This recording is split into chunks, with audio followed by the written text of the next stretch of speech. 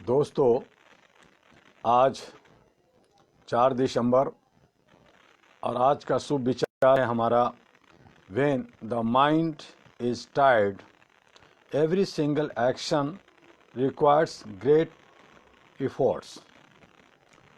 और इसके साथ ही जहां भारत के अंदर हमारे अन्नदाता किसान लगातार संघर्षरत हैं, सड़कों पे हैं और अपनी मांगों को लेकर के आवाज़ बुलंद कर रहे हैं, वहीं हमारी चुनी हुई सरकार, हमारे जनप्रतिनिधि आलीशान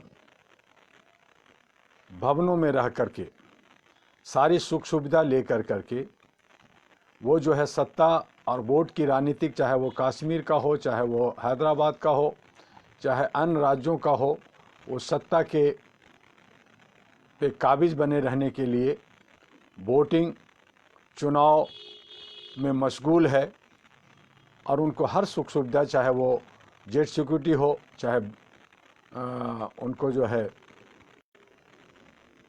प्राइवेट सिक्योरिटी हो, वो तमाम चीज़ें वो बाउंसर अपने साथ रख करके घूम रहे हैं। और जनता का जो टैक्स का पैसा है, जनता का जो गाढ़ी कमाई का पैसा है, उसको वो जो है मौज मस्ती में लगे हुए। किसी भी नेता को ये फिक्र नहीं है कि हमारे किसानों का, हमारे नौजवान जो बेरोज़गार हैं, हमारे जो मध्यम वर्ग के लोग हैं, उनकी आय बिल्कुल ख़त्म हो गई है, वो किस तरह से ज़िंदगी जिएंगे और हमारी महिलाएं की सुरक्षा कैसे होगी, बच्चों की सुरक्षा कैसे होगी, किसान और हमारे जो सैनिक जो बर्फ़ में, ठंड में, पहाड़ों में, जंगलों में फैले हुए हैं, उनकी क्या सुख सुविधा होगी। बस इतना कि पाकिस्तान चाइना कुछ ऐसा आता है तो ये गोद मीडिया खाली उन्हीं को दिखाते रहती है और जनता की समस्याओं को नहीं दिखाती।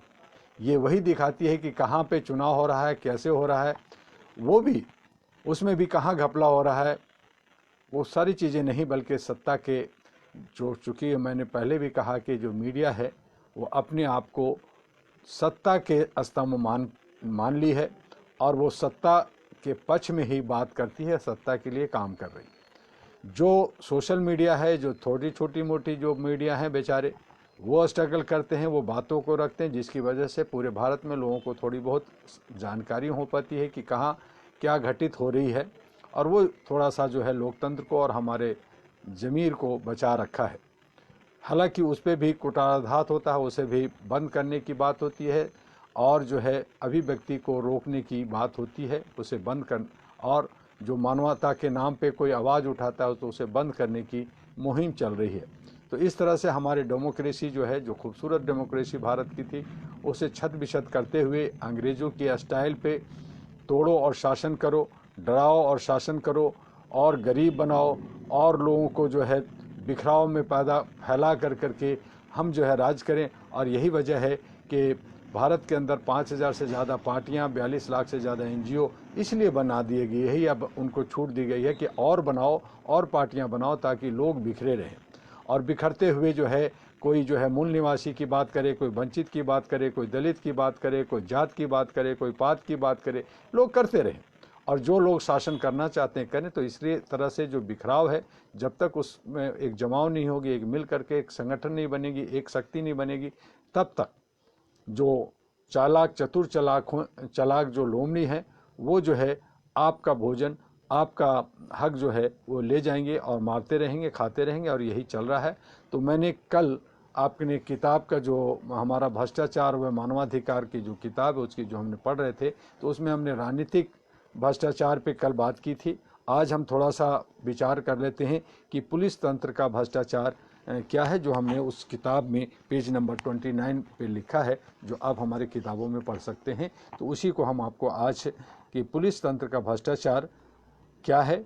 तो पुलिस और पब्लिक संबंध एवं पुलिस की भूमिका को लेकर हमारे देश में कई दशक से बहस चल रही है। इसके लिए तमाम विशेषज्ञों, वरिष्ठ पुलिस अधिकारियों, न्यायविदों, समाज सुधारकों, मानवाधिकार संगठन ने समय समय पर सुझाव भी दिए। इसके बावजूद आज पुलिस पब्लिक संबंध में वह मिठास नहीं आ पाई है जिसकी लोग चाहत रखते हैं। साथ ही पुलिस रक्षक है न कि भक्षक, इस बात को भी सार्थक सिद्ध नहीं किया जा सकता है। पुलिस जातियां आज भी हो रही है। पुलिस तंत्र में भ्रष्टाचार का बोलबाला है। मनुष्य इस पृथ्वी पर एक समझदार प्राणी माना जाता है। मानव में और पशुओं में बहुत अंतर होता है। समाज में पुरुष की गरिमा होती है, उसकी अपनी हैसियत होती है, उसकी अपनी सोच होती है। ऐसे में उसकी गरिमा को ठेस नहीं पहुंचाया जाना चाहिए। ऐसा करने पर ही मानवाधिकारों का सही पालन माना जाएगा। पुलिस द्वारा मनुष्यों के साथ अमानुषिक व्यवहार, गलत भाषा का प्रयोग, पूछताछ में की जाने वाली बर्बरता, अपराधियों को दी जाने वाली यंत्रणा, फर्जी इनकाउंटर जैसी घटनाओं से पुलिस की गरिमा धूल दूषित हो गई है। पुलिस विभाग में राजनीतिक हस्तक्षेप बढ़ जाने से पुलिस तंत्र कमजोर हुआ है। पुलिस के बड़े अधिकारियों से लेकर एक कांस्टेबल तक किसी न किसी रूप में अपने कर्तव्यों में कोताही कर जाते हैं। कभी कभी राजनीतिक दबाव के चलते जो दोषी होते हैं उनके खिलाफ पुलिस उचित कार्रवाई नहीं करती, रिपोर्ट लिखने में रियायत बढ़ती है और केस को कमजोर कर दिया जाता है। दूसरी तरफ कुछ लोगों के हस्तक्षेप, दबाव या लालच की वजह से पुलिस निर्दोष को फंसाने से बाज नहीं आती। पुलिस ऐसे लोगों को सबक सिखाने के लिए तरह तरह के हथकंडे अपनाती है। पुलिस के उक्त कृत्य पूरी तरह से मानवाधिकारों का उल्लंघन है और ऐसे कृत्यों को रोकने के लिए सरकार, स्वयंसेवी संगठन व बुद्धिजीवी को खुलकर सामने आना चाहिए। आज भी कई जगहों पर पुलिस का बर्बर चेहरा देखने को पर ब्रिटिश हुकूमत की याद आ जाती है। विगत कुछ वर्षों के दौरान महाराष्ट्र पुलिस के कई पुलिस अधिकारी फर्जी इनकाउंटर के दोषी पाए गए हैं तथा कुछ पुलिस के अधिकारियों के ऊपर अपराधियों से साठगांठ के आरोप भी लगे हैं। कई पुलिस के अधिकारी सस्पेंड भी हुए हैं। इसी तरह से उत्तराखंड पुलिस का भी एक ऐसा कारनामा सामने आया जिसे सुनकर लोग हैरान रह गए, जिसमें एक बेगुनाह नौजवान को पुलिस के कई जवानों ने मार गिराया। न्यायालय में फैसले में पुलिस के कई जवानों को उक्त युवक को फर्जी इनकाउंटर में मारने का दोषी करार दिया। उक्त बेगुनाह युवक को पुलिस ने अमानवीय तरीके से मारा। यह अत्यंत ही निंदनीय कृत्य है। उत्तर प्रदेश, बिहार, राजस्थान, हरियाणा, पंजाब, झारखंड, उड़ीसा, मध्य प्रदेश, तमिलनाडु, कर्नाटक, आंध्र प्रदेश जैसे राज्यों में भी पुलिस जातियों की बात देखने व सुनने को मिलती है। पुलिस हिरासत में कई लोगों की जान चली गई है। पूछताछ के दौरान पुलिस के अमानुषीय रवैये को लेकर जबरदस्त विरोध हुआ है। अपराधियों से अपराध कबूल करवाने के लिए पुलिस जिस तरह की सख्ती करती है उसे मानवीय नहीं कहा जा सकता है। कई बार तो ऐसा भी देखा गया है कि कुछ लोग पुलिस के हिसाब से बयान दे देते हैं, परंतु न्यायालय में जाने पर वे अपना बयान बदल जाते हैं। न्यायालय में तमाम लोगों ने कहा है कि हमसे पुलिस ने जबरदस्ती बयान दिलवाया था। इसके अलावा कस्बाई, छोटे जिलों और ग्रामीण इलाकों में जहां पर मीडिया की पहुंच कम है, वहां पुलिस विभाग की सुस्ती तो आसानी से देखी जा और समझी जा सकती है। थानों में जाने पर कमज़ोर लोगों की शिकायतें नहीं सुनी जाती है। शिकायत लिखी भी जाती है तो उस पर कार्रवाई नहीं की जाती है। पुलिस से पूछने पर पुलिस रूखा सा जवाब देकर लोगों को भगा देती है।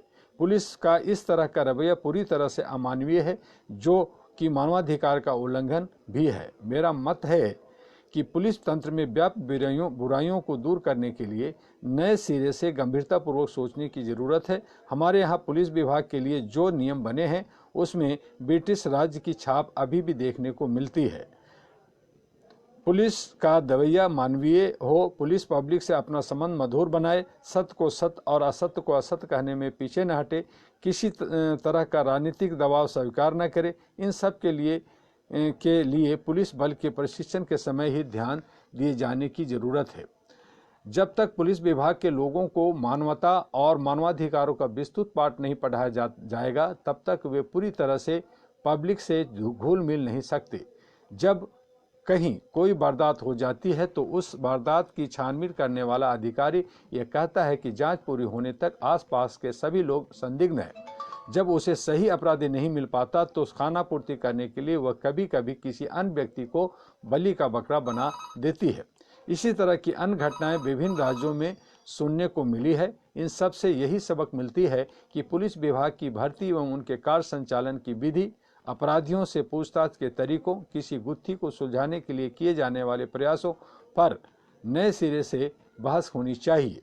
पुलिस प्रशिक्षण के दौरान ही पुलिस के कांस्टेबल से लेकर उच्च अधिकारियों तक के मन व मस्तिष्क में यह बात बैठा देनी होगी कि पुलिस का काम सिर्फ अपराधियों को पकड़ने के लिए कड़ा रुख अख्तियार करना ही नहीं है, बल्कि उसे सच्चाई तक जाने के लिए नीर को नीर व चीर को चीर करना है। इसके लिए मानवीय तरीकों से चलते हुए पूछताछ करनी चाहिए। इसके लिए पूछताछ के तरीकों को वैज्ञानिक बनाना चाहिए। भारतवर्ष में पुलिस का चेहरा समाज के प्रति मृतबद्ध होना जरूरी है, क्योंकि यहाँ की मिट्टी में समरसता, मानवता, विश्व बंधुत्व, प्रेम, सम्मान की भावना निहित होती है। यदि पुलिस अपना तरीका वैज्ञानिक कर ले तथा अत्याधुनिक यंत्रों व उपकरणों के सहारे तथ्य का पता लगाए तो उसे काफ़ी मदद मिल सकती है। इसके साथ ही मेरा अपना मत है कि पुलिस बल के खिलाफ यदि आम जनता शिकायत करती है तो उस पर तत्काल कार्रवाई की जानी चाहिए। जब तक पुलिस के भ्रष्ट व क्रूर लोगों के खिलाफ सख्त कार्रवाई नहीं की जाएगी तब तक उनके रवैये में सुधार नहीं हो सकता। विडम्बना यह है कि पुलिस जनों के खिलाफ रिपोर्ट भी थाने में ही होती है, जिसकी जांच पुलिस ही करती है। ऐसे में अपने विभागीय साथियों को बचाने के पुलिस के लोग ज़्यादातर पक्षपात करते हैं। ऐसे में तमाम लोग बच जाते हैं। इसके लिए मेरा सुझाव है कि पुलिस जनों के खिलाफ किसी भी तरह की शिकायत करने के लिए अलग से कोई तंत्र विकसित किया जाना चाहिए और उसका कार्यालय थाने में न होकर अन्य जगह पर होना चाहिए। साथ ही पुलिस के खिलाफ की शिकायत की जांच करने वाले 3 अधिकारी हों ताकि निष्पक्ष निर्णय लिया जा सके, जिसमें पुलिस के लोग, समाज सेवक एवं न्यायपालिका से जुड़े लोग शामिल होने चाहिए। एक व्यक्ति तो किसी की रिपोर्ट को अपने मन से बदल भी सकता है। यदि कई लोग होंगे तो सच्चाई आसानी से बाहर आ जाएगी और दोषी पुलिस दंडित किए जा सकेंगे। साथ ही हमने बहुत बार सुप्रीम कोर्ट से, भारत सरकार से, राष्ट्रपति से मांग की थी कि जितने भी भारत के अंदर थाने हैं वहाँ जो है ह्यूमन राइट्स से रिलेटेड जो हमारे मौलिक अधिकार है, हमारे जो संवैधानिक अधिकार है, हमारा जो जन्मसिद्ध अधिकार है, जो यूनिवर्सल डिक्लेरेशन है, उसमें से जो मुख्य बातें हैं जनता के हित में है उसकी तख्ती हर थाने में लगाई जाए। और साथ ही जितने भी थाने हैं वहाँ पे मानवाधिकार के जो कार्यकर्ता हैं उनको जनप्रतिनिधि, उनको जो है वहाँ पे एक मेंबर्स घोषित बनाया जाए। उसके लिए सुप्रीम कोर्ट ने एक आदेश भी घोषित किया था कि सभी थाने में मानवाधिकार के जो है लोग वहाँ पे एक मेंबर्स होंगे और वहाँ तख्ती लगाए जाएंगे। लेकिन वो उसका पालन नहीं हो रहा है, उसको लोग नहीं मान रहे हैं, ताकि वो जो है अपनी मनमानी करते हैं। तो ये जो है आदेश का भी अवहेलना हो रहा है। अभी हाल ही में 2 दिन पहले ही सुप्रीम कोर्ट ने कहा कि जितने भी थाने हैं भारत के अंदर वो सभी थानों में जो है CCTV कैमरा लगाए जाएंगे, ताकि जो लोग आ रहे हैं, जा रहे हैं और वो क्या बात करते हैं वो सारी की रिकॉर्डिंग हो और वो 18 महीने तक वो जो है रिकॉर्डिंग सेफ रखा जा सके और उस पर उसकी एक रखवाली हो, उसकी एक जो है उसका मॉनिटरिंग करने वाली एक कमेटी हो। लेकिन ये कहाँ कितना थानों में लगता है, कहाँ इसको मॉनिटरिंग होती है, वो देखने वाली बात है। क्योंकि हमारे के यहाँ हर एक चीज़ का तोड़ निकाल लेते हैं। कल यही पुलिस वाले कहेंगे जी कैमरा ख़राब था, या मान लीजिए कैमरा मेन गेट पे लगाया, अंदर के रूमों में उनको दंडित किया जा रहा है, अंदर ले जा कर के उनसे जो है भ्रष्टाचार के लिए पैसे मांगे जा रहे हैं, या और भी बहुत सारी। तो ये सारी के लिए भी बहुत कुछ सतर्कता दिखानी है और उसके लिए जो मानवाधिकार के कार्यकर्ता है, स्वयंसेवी संगठन है, जो सीरियस हैं, जो जनता के लिए, जनहित के लिए, समाज के लिए काम करते हैं, उन पर नज़रें रखनी होगी और उनका एक जो है सूझबूझ के साथ उनके साथ काम करना होगा, ताकि हम लोग समाज के लिए बात कर सके, देश के लिए बात कर सके। और अंत में मैं यही कहना चाहूँगा कि जो है सत्ता का काम जो है, जो चुनाव का जो काम है, वो एक प्रक्रिया जो है वो जो है सिर्फ इलेक्शन कमीशन के हित में होना चाहिए। उनके लोग देखें, उनका प्रचार करें, वो काम करें। और जो जनप्रतिनिधि हैं वो सत्ता में जो हैं वो सत्ता को जो निर्माण की बात करनी है, जो जनहित में बात करनी है, जो अच्छा काम होना चाहिए, किन की क्या दुख है, दर्द है, उनको सोचते हुए, समझते हुए उस पर विचार काम करनी चाहिए। उस पर काम करें, न कि सत्ता और चुनाव में जो हमारी सरकार लगी रहती है वो ना हो। तो इस तरह की हम लोग मांग कर रहे हैं और इसके लिए ज़रूरी है कि ये जो सत्ता में है ये नहीं सुनेंगे, आपको ही गलत कहेंगे। तो उसके लिए हमने बार बार कहा कि आइए हम जो जितने भी बिखराव में, हम सभी जो हैं जो बिखराव में फैले हुए हैं, बिखरे हुए हैं, वो सभी एक बार जुड़ करके एक महान शक्ति बनाएं, एक शक्ति बनाएं और ये जो डेमोक्रेसी है उसको खूबसूरत बनाएं और ये व्यवस्था को परिवर्तित करके आज का और आने वाले दिन के हिसाब से इसका एक सिस्टम बनना चाहिए जिससे हम लोग खुशहाल हो सकें, भारत जो है महान बन सके और विश्व में अपना सर ऊंचा उठा करके आगे चल सके। बस आज इतना ही। कल फिर हम आपसे न्यायपालिका का भ्रष्टाचार पे बात करेंगे और कुछ इधर उधर की भी बातें होंगी। जय हिंद। आपका डॉक्टर एम यू दुआ। नमस्कार।